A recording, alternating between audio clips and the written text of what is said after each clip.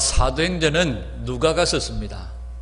먼저 쓴 글에는 1장에 보면, 사도행전 1장에 보면 데오빌로 각하여 내가 먼저 쓴 글에는 이렇게 얘기합니다. 먼저 쓴 글이라고 하는 것이 누가복음을 이야기합니다. 그곳에서는 예수님께서 행하시고 가르치셨던 일들을 자신이 기록했다고 말씀하죠. 자, 보통에서 종교적인 이슈가 되는 문제는 일시적으로 논란을 일으키다가 멈춰져 버리는 것이 보통 세상의 이치들입니다. 세상에서 여러 가지 막 이슈를 일으키는 것들이 막 몇십 년씩 이렇게 가지를 않습니다. 종교적인 이슈도요, 막 올라가다가 솟아나다가 논란이 끝나버립니다. 더군다나 그 종교적인 이슈의 중심에 있던 사람이 죽어버리거나 떠나버리거나 사라져버리면 그 단체는 힘을 잃어버리는 것이 맞습니다. 그러면 누가복음에서 이 누가는 예수님이 십자가에 못 박히시고 죽으셨어요. 그러면 누가복음에서 누가는 이제 예수님에 대한 글을 마무리해야 합니다. 이제 글을 종료해야 합니다. 그런데 이 누가는요, 먼저 쓴 글이 있다고 말씀하고 계시고, 그 누가복음에서 이 누가는 글을 마무리하지 않고 계속 이어서 사도행전에 와서 이 글을 계속해서 이어간다는 거죠. 보통이면 파장 분위기로 흘러가는 것이 맞습니다. 왜냐하면 이 예루살렘으로 갈릴리로 이스라엘 이 작은 동네에서 파란을 일으켰던 예수교, 소위 말하는 기독교, 소위 말하는 예수라고 하는 이 젊은 청년을 따르던 많은 사람들의 이 종교적인 이슈는 그 우두머리, 그 수장이 죽어버렸기 때문에 이 논란은 이제 수그러들고 파장으로 흘러가는 분위기가 되어져야 됩니다. 이제 남아있는 사람이라고는 무능하기 짝이 없는 제자들 몇 명밖에 없습니다. 이 제자들 몇 명으로 이 자기들의 단체를 일으킨다는 것은 불가능해 보입니다. 누가복음에서는 이 누가가 이 글로 끝내야 되는데 이 글로 끝내지 않습니다. 왜냐하면 누가는 다른 생각을 가지고 있습니다.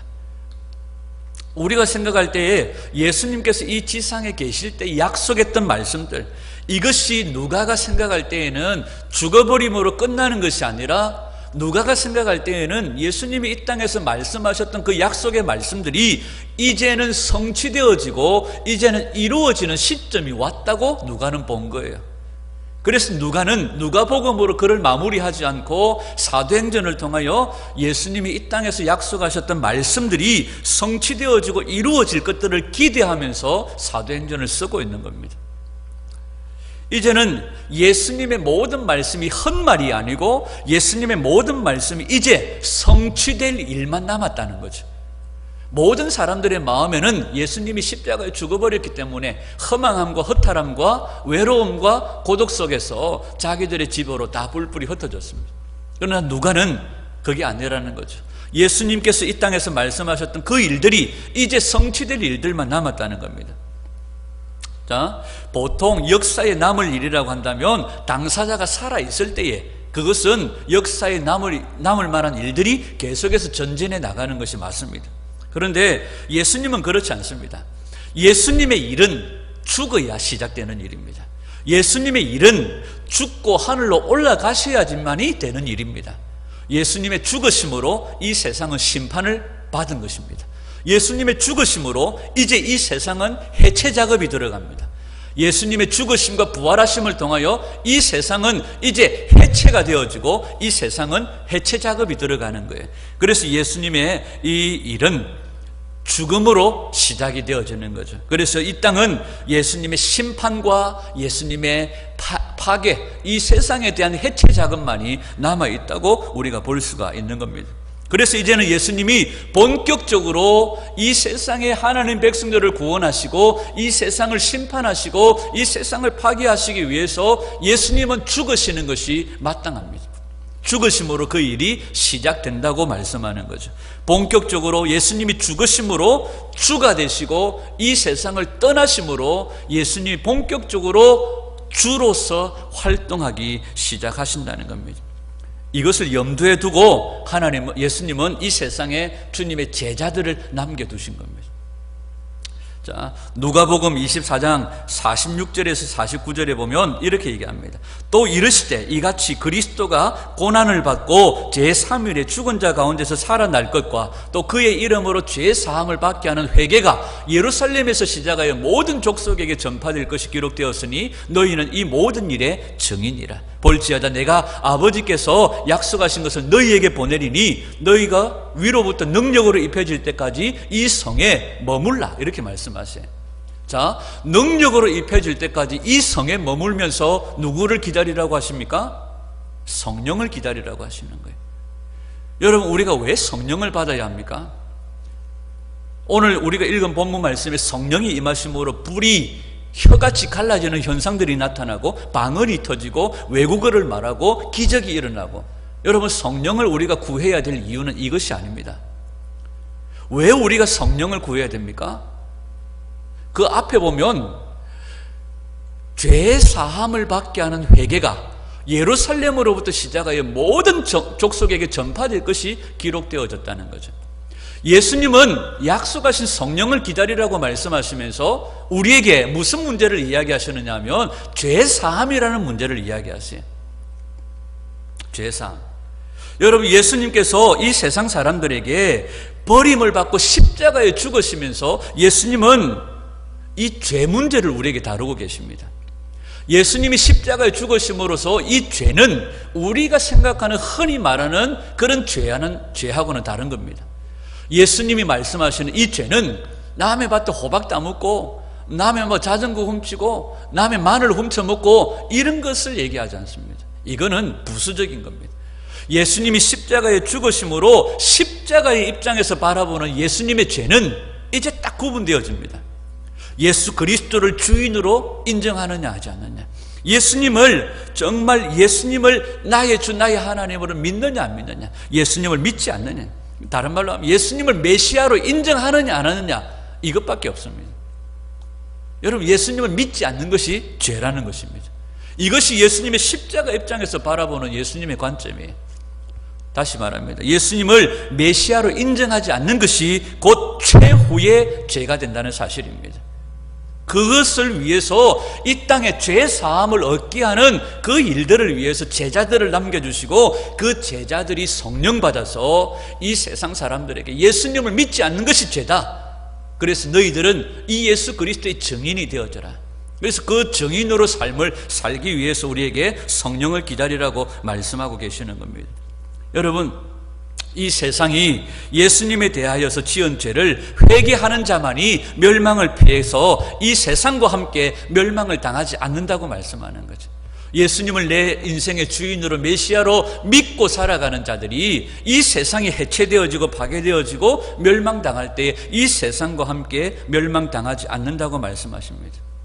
여러분, 보통 사람은 죽으면 끝입니다. 그러나 예수님은 그렇지 않습니다.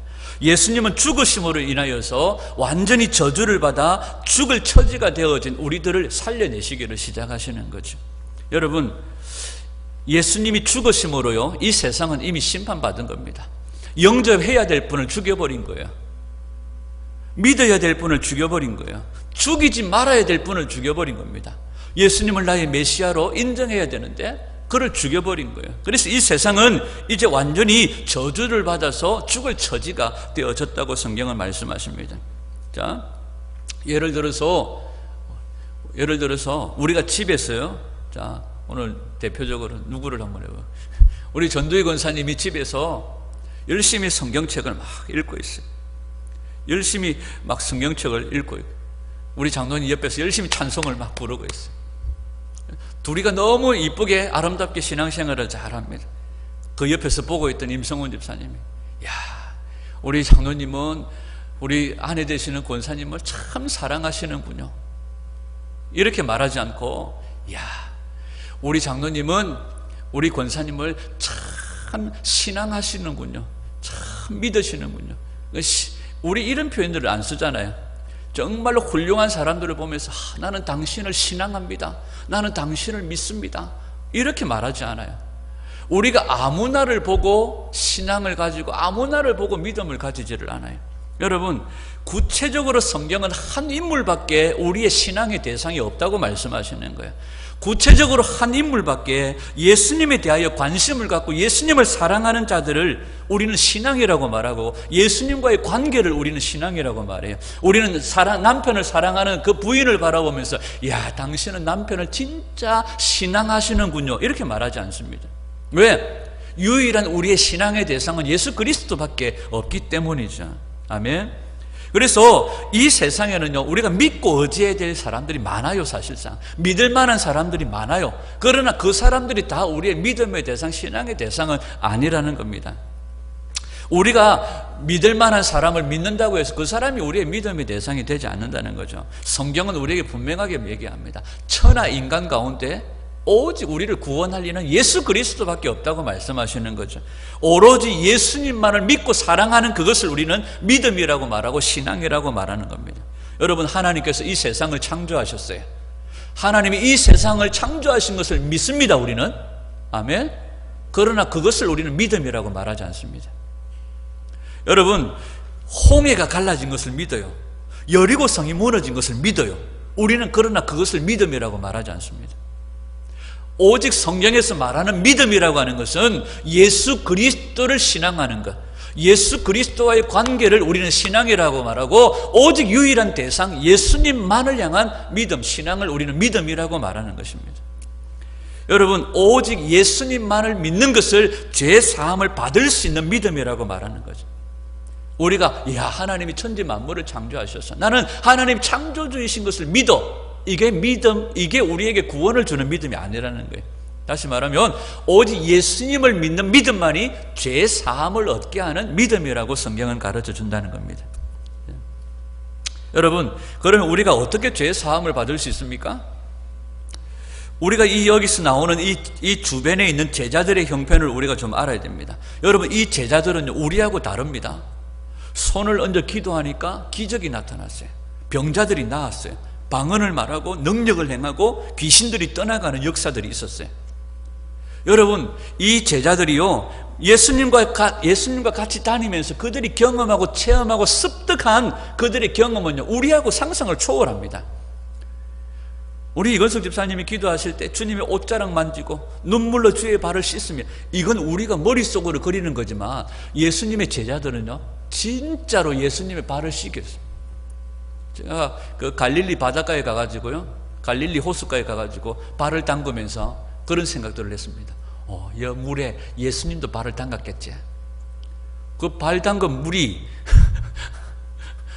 예수님이 언제 담갔는데, 그래도 같이 담갔던 그 물에 여러분, 우리는 머릿속에 상상 속에서 그리고 그림을 그려볼 수 있지만 제자들은 직접 예수님의 옷자락을 만지며 발을 씻어주며 주님을 섬기고 대접했고, 그들이 예수님이 주시는 능력으로 기적을 행하고 많은 병자들을 고치는 실제적인 일들을 감당했던 사람들이에요. 여러분, 그러나 그들이 실제적으로 그 일들을 감당했던 그 경험들이 그들을 구원하는 것은 아닙니다. 그들에게 죄 사함을 주시는 것은 더군다나 아닙니다. 우리 사도행전 1장 4절 5절을 한번 보겠습니다. 시작. 사도와 함께 모이사 그들에게 분부하여 이르시되, 예루살렘을 떠나지 말고 내게서 들은 바 아버지께서 약속하신 것을 기다리라. 요한은 물로 세례를 베풀었으나 너희는 몇 날이 못되어 성령으로 세례를 받으리라 하셨느니라. 아멘. 여러분, 하나님의 약속하신 것, 아버지께서 약속하신 것, 하나님께서 약속하신 것입니다. 예수님은 하나님 아버지께서 약속하신 것을 기다리라고 말씀하세요. 아멘. 이 아버지께서 약속하신 것이 없으면 아무리 제자라고 할지라도, 아무리 제자들이 능력을 행하고 귀신을 쫓아내고 병든 자를 일으킨다고 할지라도 결코 죄 사함이 이루어질 수 없다고 말씀하세요. 여러분, 우리가 왜 성령을 구해야 됩니까? 성령님이 없으면 이 죄 사함의 문제가 우리 가운데 효력 있게 역사하지 못해요. 계속해서 누가복음 24장에서도 예수님은 성령을 이야기하시면서 무슨 문제와 연관시킵니까? 죄 사함의 문제와 연관을 시켜요. 아버지께서 약속하신 것을 기다리라고 말씀하신 이유도 이 죄 사함의 문제와 연관이 있다고 말씀하십니다. 요한복음 15장 26절 시작. 내가 아버지께로부터 너희에게 보낼 보혜사 곧 아버지께로부터 나오시는 진리의 성령이 오실 때에 그가 나를 증언하실 것이요. 아멘. 여기 보면 진리의 성령이 아니고서는 예수님에 대하여 정확하게 소개할 수 있는 할 수 있는 분이 있다 없다? 없다는 거예요. 성령님만이, 진리의 성령님만이 구원자 되시는, 우리에게 죄 사함을 주시는 성령님 예수님을 분명하게, 상세하게, 세세하게, 정확하게 설명할 수 있다는 겁니다. 마태복음 10장 20절 시작. 말하는 이는 너희가 아니라 너희 속에서 말씀하시는 이 곧 너희의 아버지, 너희 아버지의 성령이시니라. 여기서 우리가 주목해야 될 말이 뭘까요? 너희는 아니라는 겁니다. 너희는 아니라. 이 너희는 아니라는 겁니다. 여러분, 사람이 성령으로 거듭났다고 해도요, 자신의 행동이나 입에서 나오는 말이 결코 죄 사함을 얻게 하는 하나님의 계시가 될 수 있다 없다? 없습니다. 여러분, 제자들이요, 아무리 기적을 행하고 능력을 행한다고 할지라도 그들의 입에서 나오는 행동이나 말이 절대로 죄 사함을 얻게 하는 계시가 될 수 없다는 겁니다. 오직 예수님의 그 피의 공로만이 우리에게 죄 사함을 주시는데, 성령님이 그것을 분명하게 우리에게 정언하시고 알게 하시고 깨닫게 하시고 믿게 하신다는 거예요.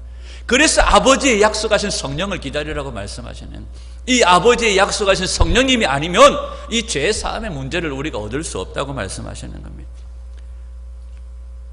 고린도전서 12장 3절 시작. 그러므로 내가 너희에게 알리노니 하나님의 영으로 말하는 자는 누구든지 예수를 저주할 자라 하지 아니하고 또 성령으로 아니하고는 누구든지 예수를 주시라 할 수 없느니라. 아멘. 여러분, 예수님을 여러분들의 구세주로 인정하십니까? 아멘. 예수님만이 여러분들의 구원자가 되십니까? 여러분, 누가 뭐래도 성령 받은 사람은 하나님의 자녀가 맞습니다. 누구라 성령님 받은 사람도 하나님 자녀가 맞습니다. 우리가 예수님을 구주로 영접하고 예수님을 나의 주로 고백할 수 있는 것이 성령이 하시는 일이기 때문입니다. 그러나 여기 주의해야 될 것이 있습니다. 뭡니까? 예수님을 자신의 주인으로 인정하는 겁니다. 예수님을 자신의 주인으로 섬기는 겁니다. 그냥 존경할 뿐, 세계 4대 명인 가운데 한 분, 그냥 본받을 뿐, 그냥 한번 연구해 볼 만한 그런 위인 정도로 생각해서는 안 된다는 거죠. 여러분, 예수님의 지배를 기뻐해야 됩니다. 예수님이 내 인생의 주인이라는 말은 뭐냐면 예수님의 지배를, 예수님의 통치를 기뻐해야 됩니다. 예수님, 내 인생에 더 이상 관여하지 마세요. 내가 알아서 예배 갈 테니까 너무 그렇게 닥달하지 마세요. 아니, 내가 뭔 결정을 하든 예수님 하실 만큼 했으니까 그냥 너무 그렇게 내 인생에 깊이 관여하지 마세요. 뭘 그리 안락합니까? 이건 예수님 자기 인생의 주인이 아닌 거예요. 예수님이 우리를 지배하시는 것을 탐탁하게 여기지 않는다. 이건 뭡니까? 우리가 주의 있게 생각해 봐야 돼요. 예수님이 입으로는 주인이라고 말하지만 아니라는 거죠. 여러분, 성령을 받은 자는요, 예수님을 주인으로 모시고 살 뿐만 아니라 여러 가지 면에서 예수님의 몸으로서 예수님을 증거하는, 예수님을 섬기는 모습들을 살게 되어져 있습니다. 아멘. 여러분, 하나님의 계시를 전달하고 하나님의 복음을 전달하는 은사도 마찬가지입니다. 이게 무슨 증거입니까? 예수님이 내 인생의 주인이 되셔서 나는 그분의 복음을, 그분의 계시를 전달하는 일들을 감당한다는 거죠.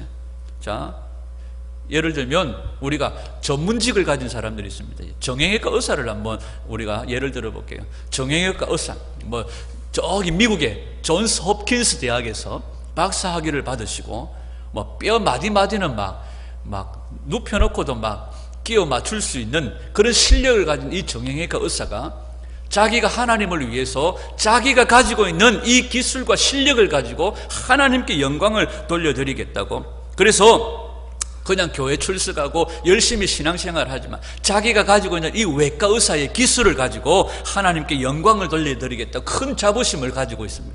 그런데 이 사람이 성령을 받고 난 다음에 완전히 변화되어져 버린 거예요. 성령을 받고 난 다음에 이 사람이 자신이 지금까지 환자를 치료하면서 자기가 가지고 있는 기술과 실력으로 환자를 치료하면서 하나님께 영광을 돌려드리겠다고 생각했는데 성령을 받고 나니까 이 사람이 완전히 달라진 거예요. 어떻게 해요? 예수님의 증인으로서 죄 사함을 얻게 하는 이 하나님의 큰 일이 눈에 들어오는 거예요. 아니, 뼈 마디 고치는 게 중요한 게 아니라 우리 심령의 죄 문제로 예수님이 없으면 죽어가는 이 사람의 죄 문제가, 죄 사함의 문제가 관심이 가져지니까 자기가 가지고 있는 뼈 마디 맞추는 문제가 아니라는 거예요. 성령을 받고 나니까 죄 사함을 얻게 하는 문제에 눈이 들어오게 되어지고 귀가 들어오게 되어지고 하나님의 그 일이 중요하다는 것을 알게 되어진 겁니다. 그래서 자기가 가지고 있는 외과 의사의 기술은 그냥 아무것도 아니라는 거예요. 뼈를 어디다 붙인들 죄 사함 얻지 못하면 끝장이라는 것이 알게 되어지는 거예요. 바로 이런 겁니다. 지금까지 우리가 뭘 크게 보느냐? 여러분, 내가 막 우리 권사님하고 맨날 앉아서 그러니 하나님 돈 좀 줘보세요. 내가 하나님을 위해서, 하나님 영광을 위해서 어찌 쓰는지 한번 내가 멋지게 한번 써볼 테니까 돈 좀 줘보세요. 세상 사람들처럼 그래 안 씁니다. 복음을 위해서 멋지게 한번 써볼 테니까 한번 줘보세요. 우리끼리 앉아서 막 그러고 있습니다. 그런데요, 진짜 우리의 관심이 영혼의 죄 사함 문제에 딱 눈이 꽂혀버리면, 누가 오셔서, 성령님이 오셔서 이게 꽂혀버리면 다른 모든 것은요 뭐처럼 보입니까? 배설물처럼 보여요. 왜 우리가 성령을 구해야 됩니까? 성령님이 오셔야지만 이 죄 사함의 문제를 우리에게 구체화하시고 이 죄 사함의 문제로 인하여서 죄 사함을 얻지 못하고 죽어가는 자들이 불쌍히 여겨지고요. 여러분, 이 죄 사함의 문제는 인간이 할 일이 못 된다는 겁니다. 죄 사함은 인간이 못합니다. 그래서 예수님은 제자들에게 누가 오시기를 기다리라고 말합니까? 아버지의 약속하신 성령이 오시기를 기다리라고 말씀하시는 거지. 여러분, 하나님의 엄청나게 큰 계획 앞에 우리는요 초라하기 짝이 없는 먼지만도 못한 인간들인 줄 믿습니다. 그래서 성령을 구해야 됩니다. 여러분, 성령을 구해야 됩니다. 그냥 기적을 행하고 능력을 행하고 이것을 훨씬 더 뛰어넘는 죄 문제 해결을 위해서 성령님이 오셔야 합니다. 아멘. 그래서 누가복음에서 멈추지 않고 죄를 이기시고 죽음을 이기시고 인간 세계를, 이 세상을 해체하시고 심판하실 그 주님 앞에 이 제자들을 남겨두시고 간 이유가 뭐냐? 죄로 인하여 죽어가는 영혼들을 구원하시고 예수의 증거가 되도록.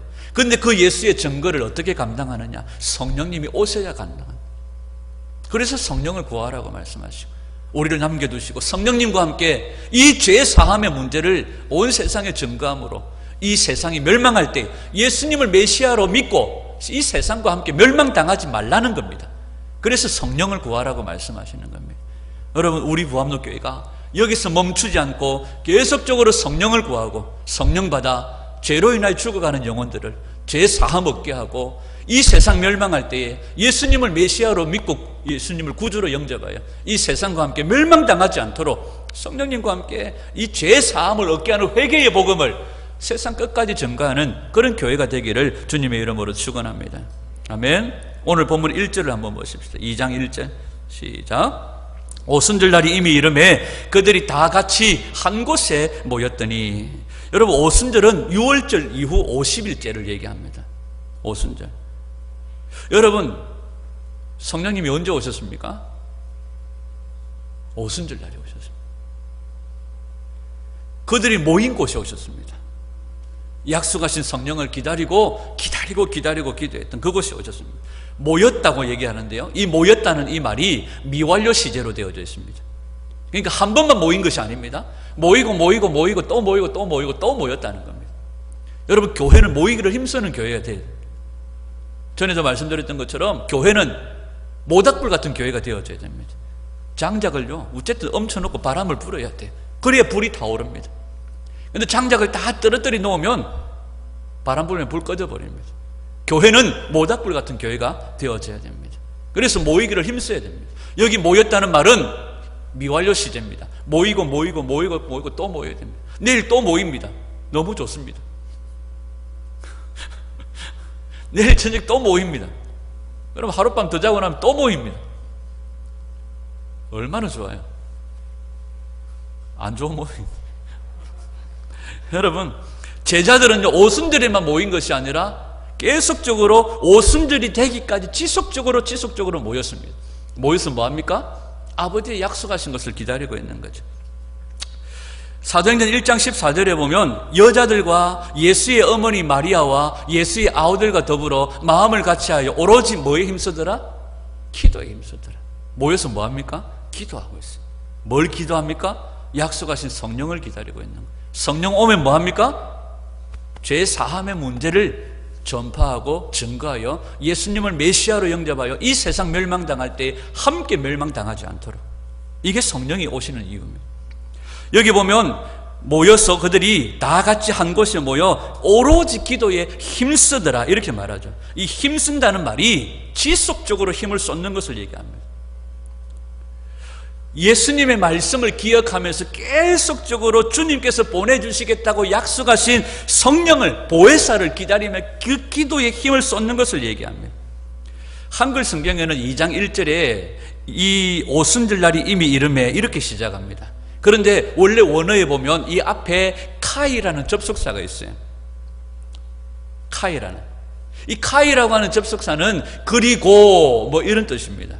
그런데 이 카이라는 접속사는요, 그리고라는 말도 있지만 어떨 때에는요, 주의를 환기시키기 위해서 바야흐로 뭐 이런 뜻이 있습니다.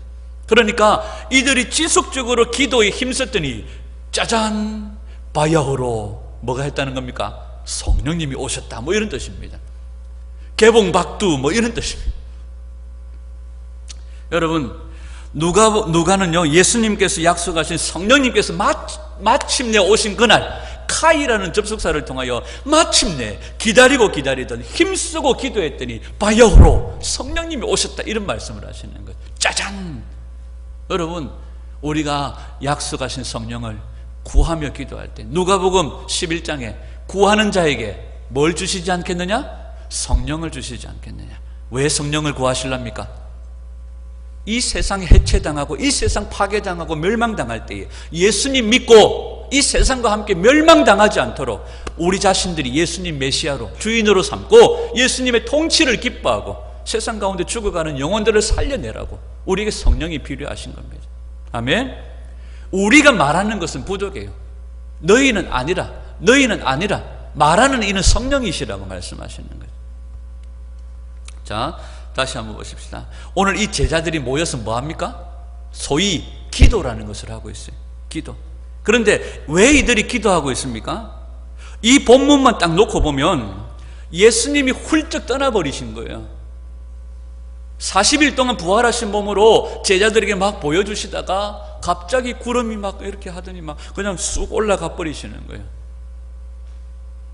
이 본문만 딱 놓고 보면 이 제자들이 여기 모여서 뭐 하고 있습니까? 자기들이 선생님이 떠나버렸었으니까 자기들끼리 외로운 인생들끼리 모여서 서로 위로의 어떤 시간들을 보내는 것처럼 보이죠. 자기들끼리 모여서 마음을 나누고 위로하기 위해서 모일 수도 있을 겁니다. 그러나 예수님이 구름을 타고 오신다니까 입 굳게 다물고 견딜 때까지 견뎌보다가 예수님 오시는 그날 끝까지 한번 견뎌보자 이런 모양으로 모인 것이 아니라는 거죠. 누가복음 제일 마지막 대목에 보면 누가복음은 이렇게 얘기합니다. 저희가 그에게 경배하고 예루살렘에 들어가 늘 성전에 있어 하나님을 찬송하니라.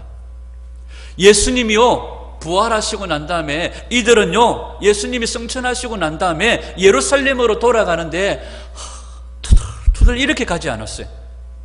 낙심과 절망 가운데 이제 선생님도 없고 한번 막 우리끼리 잘 위로하면서 살아보자, 우리끼리 한번 버티고 견디보자 이렇게 간 게 아닙니다. 누가복음 마지막은 분명히 얘기합니다. 이들이 큰 기쁨으로 예루살렘 성으로 돌아가 늘 하나님을 찬송했다고 얘기를 해요. 아멘.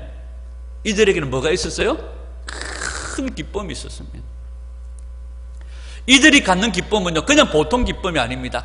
큰 기쁨이라고 얘기합니다. 결코 세상이 줄 수 없는 기쁨을 얘기하죠. 성경을 한 번 더 보겠습니다. 누가복음 2장 10절 시작. 천사가 이르되 무서워하지 말라. 보라 내가 온 백성에게 미칠 큰 기쁨의 좋은 소식을 너희에게 전하노라. 이건 누구하고 연관된 얘기입니까? 성탄절에 오신 예수님, 메시아로 오신 예수님과 관련된 얘기예요. 2장 14절 시작. 지극히 높은 곳에서는 하나님께 영광이요 땅에서는 하나님이 기뻐하신 사람들 중에 평화로다. 자, 누가복음 2장 10절은요 하나님께서 메시아를 통하여 우리에게 주신 기쁨이에요. 2장 14절은 그 기쁨을 받은 성도들을 통하여 하나님께 기쁨이 돌아가는 것을 얘기합니다. 그러니까 앞에 것은요 하나님께서 우리에게 주신 메시아로 말미암아 우리에게 주어지는 기쁨, 뒤에 거는요 그런 자들을 통하여 하나님이 기뻐하시는 것을 얘기합니다. 여기 기쁨이라고 하는 것은 세상이 줄 수 없는 기쁨이에요. 예수님이 죽어버렸습니다. 자기 선생님이 떠나버리셨습니다. 그런데 이들은요 큰 기쁨을 가지고 예루살렘으로 돌아가서 뭐합니까? 찬송해요. 그리고 약속하신 것을 기다리고 있어요. 여러분, 이 누가복음 2장 10절에 보면 이들이 가지고 있는 기쁨은요 목자들이 받은 것을 얘기하잖아요. 그래서 사람들은 그렇게 얘기합니다. 목자들은 천사들이 방문을 받았기 때문에, 신비로운 기적을 경험했기 때문에 너무 놀라워가지고 기뻐할 수밖에 없지. 그런데 우리는 뭐 천사도 못 보고 뭐 천사 아니 뭐 집사도 잘 보기 힘들고 뭐 이런. 그러니까 목자들은 갑자기 천사들이 나타나고 막 하늘에 아름다운 광경이 펼쳐지고 하니까 당연히 막 좋아가지고 어쩔 수 없지. 그럼 우리는 그런 거 본 적이 없으니까 어째 기뻐하노? 절대 아닙니다. 목자들이 그 큰 광경을 봤기 때문에 기뻐한 게 아니에요.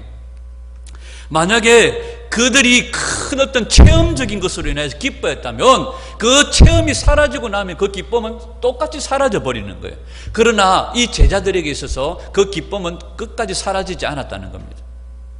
그러면 그 체험과 현상과 연관이 없다는 거예요. 여러분, 나중에 그 뒤에 보면 누가복음 2장에 보면 예수님을 기다리는 두 남자 여자가 있습니다. 하나는 시므온이고 하나는 안나입니다. 이 시므온이라고 하는 할아버지가 절기를 지키러 온 예수님의 어머니와 그 어머니가 안고 온 예수님을 보고 이 시므온이 고백하는 고백이 있습니다. 누가복음 2장, 주여 이제는 말씀하시는 대로 종을 평안히 놓아주시는도다. 내 눈이 주의 구원을 보았사오니 이는 만민 앞에 예비한 것이 이방을 비추는 빛이요 주의 백성 이스라엘의 영광이니이다. 이 시므온이 예수님을 딱 보고요, 아 주님 이제 말씀하신 대로 종을 평안히 놓아주시는도다, 이렇게 얘기합니다. 여기 평안히 놓아주신다는 말이 뭐냐면, 여러분 시므온이 왜 이런 고백을 하겠습니까?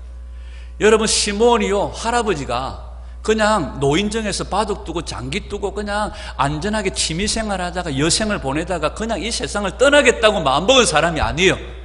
시므온은 뭘 기다리고 있어요? 메시아를 기다리고 있어요. 메시아를 대망하고 있어요. 그런데 자기 눈앞에 메시아가 딱 나타나니까 이 모든 변화가 성령님으로 말미암는다는 것을 알게 되어집니다. 그래서 이 세상 사람들과 같이 동일한 세월을 보내고 동일한 시간을 보내고 바둑 두다가 장기 두다가 그냥 마치는 인생이 아니라, 오늘 이 본문에 나오는 이 사람들이 동일하게 누구를 기다리고 있느냐? 성령을 기다리고 있다는 거예요. 성령을 기다림으로 말미암아 성령을 받은 이후에 이들은 그냥 내가 80이 되고 90이 되어서 이 세상 사람들과 동일하게 살지 않겠다는 거예요. 이제 내가 성령을 받았고 약속하신 메시아가 왔으니까 이제는 내가 이 세상에서 더 자유롭게 이 세상을 잡고 있는 마귀 새끼들과 함께 단판 싸움을 벌이고 전쟁을 벌여서 내가 한번 멋지게 싸워서 하나님의 나라를 세워보겠다.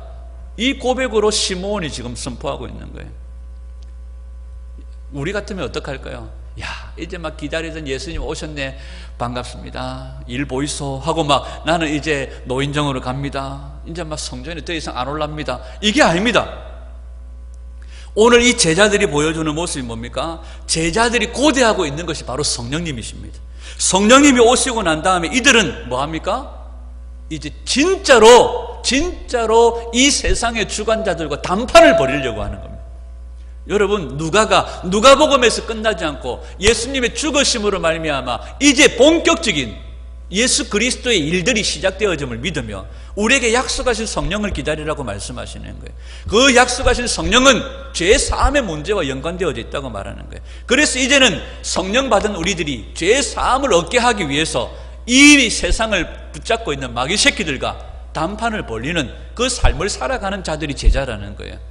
그래서 우리가 여기서 멈추지 않고 성령을 구하고 성령 받아 죄 사함을 얻게 하는 회개를 선포하면서 마귀와의 단판을 벌리는 거예요. 이것을 오늘 제자들이 기뻐하고 있다는 거죠. 단순한 기적을 뛰어넘는 겁니다. 아멘. 여러분, 오늘 이 제자들이 모여서 성령을 왜 구하고 기도하고 있습니까? 이 세상과 단판을 벌리기 위해서요. 이 세상을 주관하고 있는 악한 영들을 대적하여 단판을 벌리고 주님의 승리를 선포하고 이 세상 멸망할 때에 이들이 예수님 알지 못하여 죽어가는 그 꼴을 못 봐주겠다는 거예요.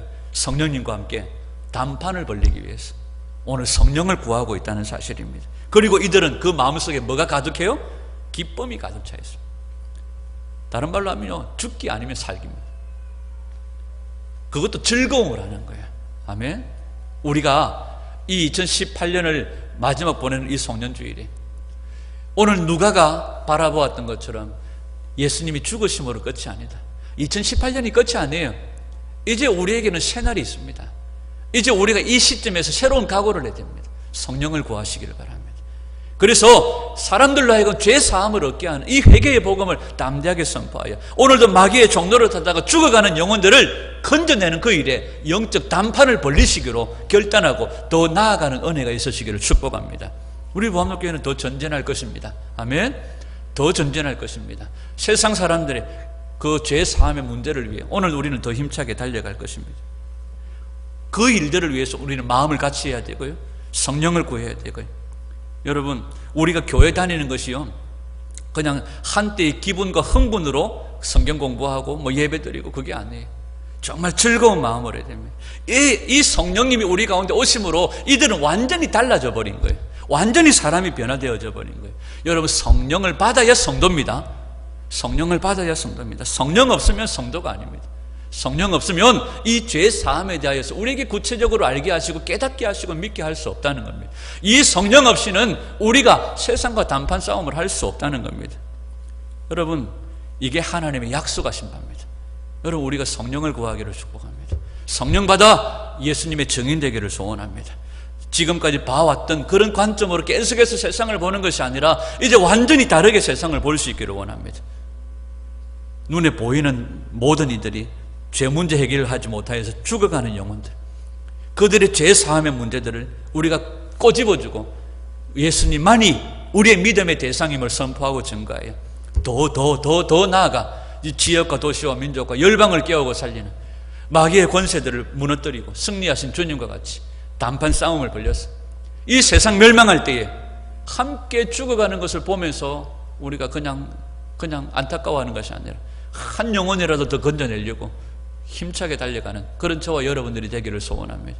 고속도로에 운행을 하다 보면 분명히 교통사고는 우리 차선에서 났는데 반대 차선이 밀리는 경우들이 있어요. 이쪽은 사고도 안 났어요. 아무 문제 없어요. 그런데 우리가 달리던 차선에서 사고가 났는데 밀리기는 저쪽 차선에서 밀려요. 왜 그럴까요? 그 중앙에는 중앙분리대가 있어요. 아무 문제가 없어요. 사고는 이쪽에서 났는데 왜 이쪽에서 밀릴까요? 사고 난 시점 지나가면서 구경한다고. 어머야, 다 부서졌네 막 이러면서 그러다가 앞에 달리던 차가 서고 이러니까 뒤에는 막 쫙 밀려가지고. 여러분, 우리는 구경꾼이 아닙니다. 우리는 이 죄 사함의 문제가 얼마나 중요한지를 알고 예수님만이 우리의 믿음의 대상임을 고백하며 성령님이 오셔서 우리로 말하게 하시고 알게 하시고 전하게 하셔서 이 세상 멸망할 때 죽어가는 영혼들 정말 한 영혼이라도 더 건져내도록 여기서 멈추지 아니하고 성령의 능력받아 예수의 증인되도록 오늘도 우리를 부르시는 줄 알고 오늘 마지막 주일이 오늘 우리의 시작의 주일이 되기를 소원하고 더 힘차게 이 영혼 구원을 위해 마귀와 단판을 벌이고 성령 받아 보암동 성도들이 완전히 달라져 버렸어. 완전히 사람들이 변해버렸어. 성령 받아 새 사람이 되어져 주님이 맡겨주신 귀한 이 복음의 증거를 잘 감당하는 주님 앞에 섰을 때 참 잘했다 칭찬받는 그런 저와 여러분들의 삶이 될 수 있기를 주님의 이름으로 축원합니다. 기도하겠습니다.